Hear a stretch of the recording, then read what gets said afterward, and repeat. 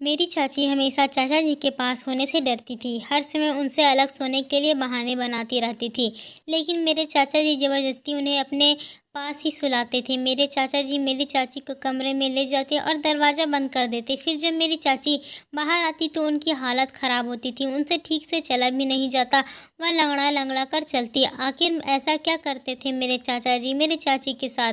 इसी बात को जानने के लिए मैं एक दिन उनके कमरे के बेड के नीचे छुप गई। क्या मैंने अंदर का मंजर देखा तो मेरे होश उड़ गए। मेरे चाचा जी तो चाची के साथ। दोस्तों, मेरा नाम नेहा है। मैं अपने परिवार के साथ खुशहाल जीवन जी रही थी और मुझे पता ही नहीं था कि दुख की ज़िंदगी कैसी होती है। मैं अपने माँ पापा की इकलौती बेटी जो थी। मेरी सभी ज़रूरतें मानो एक चुटकी में ही पूरी हो जाती थी। पापा एक अच्छी जॉब करते थे जिसकी वजह से आज तक कभी भी पैसों की तंगी नहीं देखनी पड़ी और हमारी खुशियों को नज़र लगते टाइम नहीं लगा। और एक दिन मेरे पापा इस दुनिया से हमें छोड़कर चले गए। मेरे चाचा ने मुझे और माँ को संभाला। फिर एक दिन मेरी माँ किसी काम के लिए मार्केट गई हुई थी। लेकिन उस दिन क्या हुआ ऊपर वाले ही जाने। माँ घर लौटकर ही नहीं आई। मैं अमीर माँ बाप के बेसहारा इस दुनिया में बिल्कुल अकेली पड़ गई। मेरे चाचा ही एक सहारा बचे थे जिन्होंने मुझे अपने पास रख लिया। मेरी माँ को चाचा जी हर एक जगह उनको तलाश किए लेकिन कहीं कोई फ़ायदा न हुआ। आखिर में थक हार कर हम लोगों ने इसे अपनी बुरी किस्मत समझकर स्वीकार कर लिया। खैर, अब होना क्या था, मैं अभी बिल्कुल छोटी उम्र की थी। सभी रिश्तेदारों के दबाव में आकर चाचा ने शादी कर ली, सिर्फ यही सोचकर कि चाची मेरा ख्याल रखेगी और मुझे कभी भी कोई कमी महसूस नहीं होने देगी, साथ ही इस घर को भी संभाल लेगी। मुझे बिल्कुल भी अंदाज़ा नहीं था क्या अगर चाची क्या होती है, लेकिन मेरे मन में कहीं न कहीं जो नहीं चाची को लेकर डर था वह बिल्कुल गलत था, क्योंकि मेरी चाची बहुत अच्छी थी और हर समय मेरा ख्याल रखती थी। मेरी छोटी-बड़ी ज़रूरतों को पूरा करती थी। अक्सर उनमें मुझे मेरी माँ की झलक दिखाई देती थी। जिस तरह माँ मेरा हर समय ख्याल रखा करती थी, खाने-पीने से लेकर कपड़े और पढ़ाई का सारा ज़िम्मा उठा रही थी, वैसे ही चाची ने भी मेरी ज़िम्मेदारी उठा लिया था। मैं जितना ही प्यार करती हमारे पूरे घर को इस तरह सँभाल लिया था कि कभी माँ की कमी महसूस नहीं होने दी। खैर, ऐसे ही दिन निकलते गए। अब कुछ दिनों बाद मुझे बहुत ही अजीब सा लगने लगा था। चाची हर समय मेरे साथ ही चिपकी रहती थी। जब कभी चाचा जी कमरे में जाने की बात करती तो घबरा जाती। जब शाम को चाचा जी उन्हें कहते हैं कि चलो कमरे में चलते हैं, तभी चाची मना कर देती थी और उनके साथ जाने से घबराने लगती। कभी कभार वह इस तरह बहाने भी बना देती कि नेहा की तबीयत खराब है, इसलिए मुझे यहीं उसके साथ रहने दीजिए। लेकिन मेरी तो तबीयत बिल्कुल ठीक ठाक होती थी। लेकिन मुझे समझ में नहीं आ रहा था कि चाची ऐसे बहाने क्यों बना रही है और वह चाचा जी के साथ उनके कमरे में जाने से इतना क्यों हिचकिचा रही है। आखिर बात क्या है। लेकिन मैं ज़्यादा ध्यान न देते हुए चाची की बात को मान लेती और चाचा से कह देती कि हाँ चाचा जी, मेरी तबीयत कुछ ठीक नहीं है, इसलिए चाची मेरे पास ही सोना चाहती है, ताकि रात में अगर मुझे किसी चीज़ की ज़रूरत हो तो वह मुझे ला कर दे दे। तभी चाचा कहते हैं कि ठीक है। लेकिन चाचा कहाँ सोने वाले थे, वह कमरे से बाहर ही बैठे रहते थे। जब मुझे नींद आ जाती तो वह चाची को अपने साथ ले जाते और उसके बाद मुझे नहीं पता कि उनके साथ क्या होता था। खैर, जब मैं उठकर देखती तो चाची जब कमरे से बाहर आती उनकी हालत ख़राब होती थी। उनके बाल भी बिखरे हुए होते थे और वह लंगड़ा कर चल रही होती है, मानो उन्हें पूरी रात किसी ने पीटा हो। और उनकी आंखें भी पूरी तरह सूजी हुई होती, जैसे कि उन्हें किसी ने रुलाया हो। पीछे पीछे जब चाचा जी आते तो उनका भी व्यवहार बहुत ही अजीब होता था। वह इस तरह चाची के ऊपर रौब जमाते थे जिस तरह किसी नौकरानी पर जमाते हो। हर अपने छोटे बड़े कामों को कहने के लिए वह प्यार से नहीं बल्कि नफरत से बोलते थे और वो जी आवाज़ में चाची हर समय बेरुखी से बात करने लगे थे। मुझे यह सब बहुत अजीब लगने लगा था। अब तो मुझे अपने चाचा से डर लगने लगा था कि कहीं चाचा मेरे साथ भी ऐसा व्यवहार तो नहीं करने लगेंगे। जब तक मेरी माँ जिंदा थी तब तक चाचा जी बहुत अच्छे इंसान थे, लेकिन जब से नई चाची आई है तब से चाचा जी का व्यवहार इस तरह बदल गया है कि सब कुछ समझ से बाहर हो गया था। मैंने चाची से पूछा कि चाची, आखिर बात क्या है। चाचा जी आपके साथ ऐसा क्यों करते हैं जिसका वजह से आप इतनी डरती हुई होती रहती हैं और उनके साथ कमरे में जाने के लिए भी तैयार नहीं होती है। तभी चाची मुझे कहने लगी, बेटा ऐसी कोई बात नहीं है, तुम इन सब बातों में इतना ध्यान मत दो।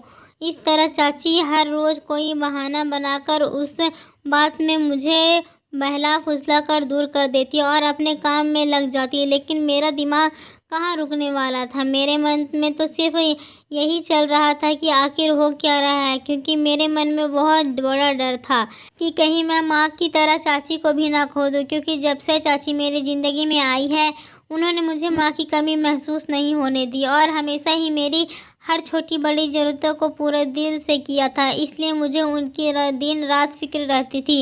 लेकिन अब तो चाची दिन ब दिन दुबली पतली होते हुए नज़र आ रही थी। मुझे इतना पता चल रहा था कि आखिर उनके मन में क्या है, आखिर क्या परेशानी है जो उन्हें खाए जा रही है।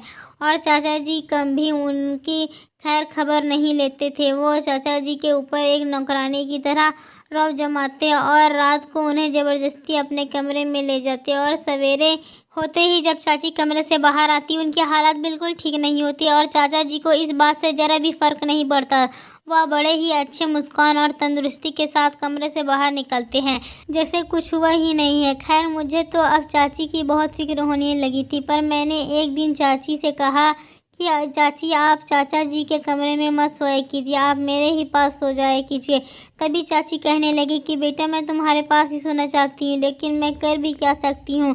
उन्होंने मुझे पूरी बात को नहीं बताई, लेकिन मुझे इतना ज़रूर कहा कि मैं तुम्हारे पास ही सोना चाहती हूँ। फिर मैंने चाची को अब अपने पास बुला लिया करती। कुछ दिनों तक मैंने अपनी तबीयत खराब होने का बहाना बनाया, लेकिन यह बहाना ज़्यादा दिन कहाँ चलने वाला था। चाचा भी कोई बच्चे नहीं थे जो ना समझ पाते, इसलिए वह सब जानते थे कि किस समय तबीयत खराब होती है और किस समय बहानेबाजी होती है। इसलिए वह चाची को मेरे साथ सोते ही अपने पास बुला लेते और जब वो जाने से मना करती तो उनके सामने बड़ी बड़ी आंखें दिखाकर डराने लगते। मुझे कुछ भी समझ नहीं आ रहा था कि आखिर ये सब हो क्या रहा है। खैर मैं एक दिन सोचा कि क्यों ना मैं इन दोनों के कमरे में छुपकर देखूं कि आखिर होता क्या है।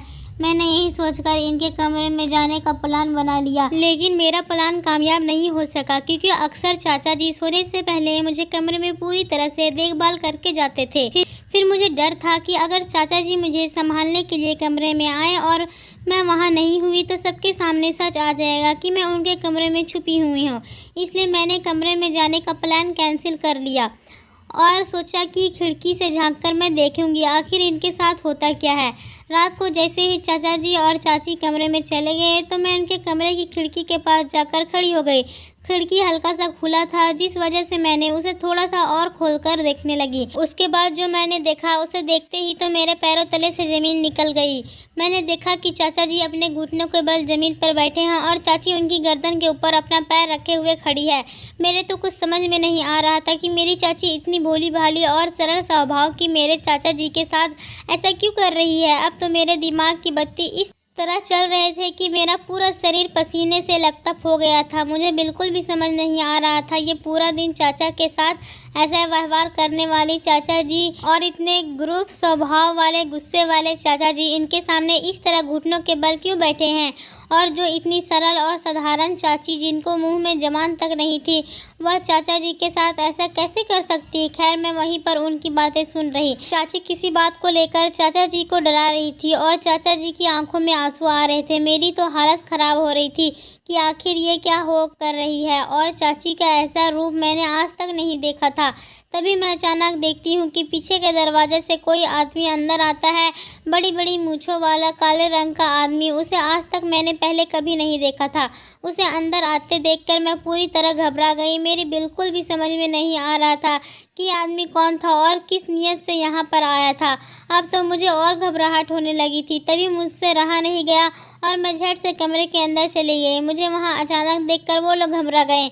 मेरी चाची मेरी तरफ आई और बोली कि बेटा तुम यहाँ सब खैर है ना। तभी मैं गुस्से से बोली कि झूठा नाटक बंद कीजिए, मैं आपको पहले खिड़की से देख चुकी हूँ। तभी वो कहने लगी अगर तुम्हें पता चल ही गया है आगे भी सुन लो। वो कहने लगी कि मैं एक लुटेरी हूँ। यहाँ जो आदमी खड़ा है वह मेरा पति है। हम लोगों को पहला फुसला कर शिकार बनाते हैं। मैं पहले अमीर आदमी को देखकर उसे शादी करती हूँ और फिर हम दोनों लूट कर फरार हो जाते हैं। वह कहने लगी कि जब मुझे पता चला कि तुम्हारे बाप ने अपने छोटे भाई को अपना कारोबार सारा सौंप दिया है, जितने भी बैंक बैलेंस है सब तेरे ये चाचा संभालते हैं, तो मैंने इससे शादी करने का प्लान किया। लेकिन इससे शादी करके पता चला कि तेरे बाप ने सारा ज़मीन जायदाद तुम्हारे नाम है। तो मैं इसे डराने धमकाने लगे कि वह तुम्हें कुछ भी ना बताए। मैं तुम्हारे सामने नाटक करने लगी। रोज़ सुबह जब कमरे से बाहर निकलती तो अपना हुलिया बिगाड़ लेती और आँखों में दवाएं डालकर उन्हें सुलझा लेती ताकि सबको लगे कि मैं रात भर रोई हूँ। मैंने उनसे पूछा कि इसमें इतना नाटक करने वाली बात क्या थी। तभी वह कहने लगी कि मैं तुम्हारे सामने भोली बन के रहना चाहती थी ताकि तू अपने नाम की सारी जायदाद मेरे नाम कर दो। और तुम्हारा चाचा जी को भी धमकी देने लगी कि अगर उसने तुम्हें कुछ बताया तो मैं तुम्हें जान से मार दूंगी।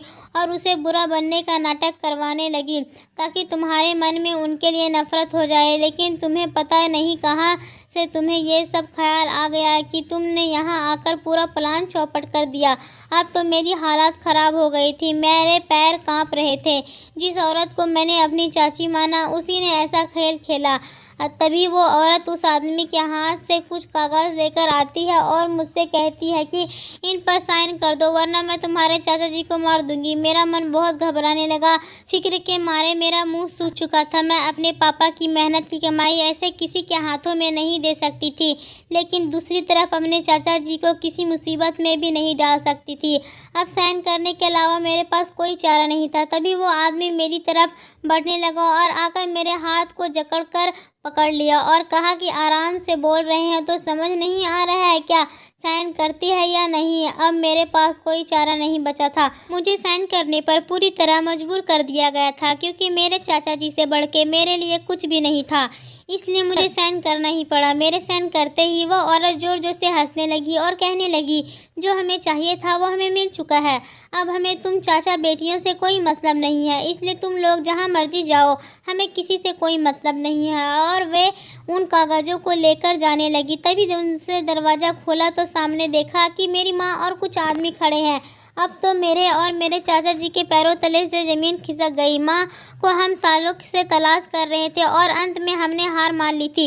वही माँ आज हमारे दरवाजे पर खड़ी है। मेरी खुशी का कोई ठिकाना नहीं था क्योंकि इतने सालों बाद मुझे मेरी माँ मिल चुकी थी। अब तो मेरे चेहरे पर एक प्यारी सी मुस्कान आ गई थी। तभी मेरी माँ उस औरत के हाथ को पकड़ती है और उसे ज़ोर से तमाचा मारती है। वे दोनों एकदम से उन लोगों को देखकर घबरा जाते हैं और वे दोनों भागने लगते हैं। तभी उन आदमियों ने उन्हें पकड़ लिया।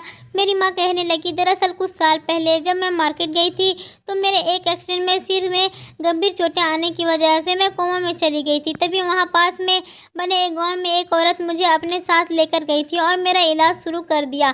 दरअसल मुझे कुछ दिनों पहले ही होश आया और मेरी याददाश्त वापस आ गई, तो मैंने अपने घर का पता उस भारत को बताया और वो मुझे यहाँ छोड़कर गई। जब मैं तुम लोगों को सरप्राइज़ देने के लिए घर में आई तो मैंने आप लोगों की ज़ोर ज़ोर की आवाज़ सुनी। जब मैंने खिड़की से झाँक कर देखा तो यह औरत आप लोग से ज़बरदस्ती साइन करवा रही थी और अपने लुटेरे होने का राज बता रही थी। तभी मैं जल्दी से जाकर पड़ोसियों को बुला लाई और सब लोग यहाँ पर बाहर आकर खड़े हो गए। अब तो मेरे और मेरे चाचा जी की खुशी का ठिकाना नहीं था क्योंकि आखिर में वह लुटेरी दुल्हन पकड़ी गई थी। हम लोगों ने तो पूरी तरह उम्मीद खो रखी थी। ये लोग अब हमारी सारी मेहनत की कमाई लेकर जाने वाले थे। उन लोगों को पुलिस के हवाले कर दिया गया और मेरी माँ को पाकर मैं बहुत खुश थी। मेरे मन में अपनी माँ को पाकर इतनी खुशी थी कि मैं किसी को बता नहीं सकती थी। मैंने अपनी माँ से कहा कि चाचू से आप शादी कर लो। माँ ने मेरी खातिर चाचा जी से शादी कर ली। अब मुझे माँ पापा दोनों मिल गए थे। अब हम तीनों अपनी पहले की ज़िंदगी खुशपूर्वक जीने लगे थे। लेकिन मेरे मन में एक अफसोस भी था कि कोई इतना भी गिर सकता है पैसों के लिए। दोस्तों, उम्मीद करती हूँ आपको हमारी कहानी पसंद आई होगी। कहानी पसंद आई है तो वीडियो को लाइक करें और चैनल को सब्सक्राइब करें।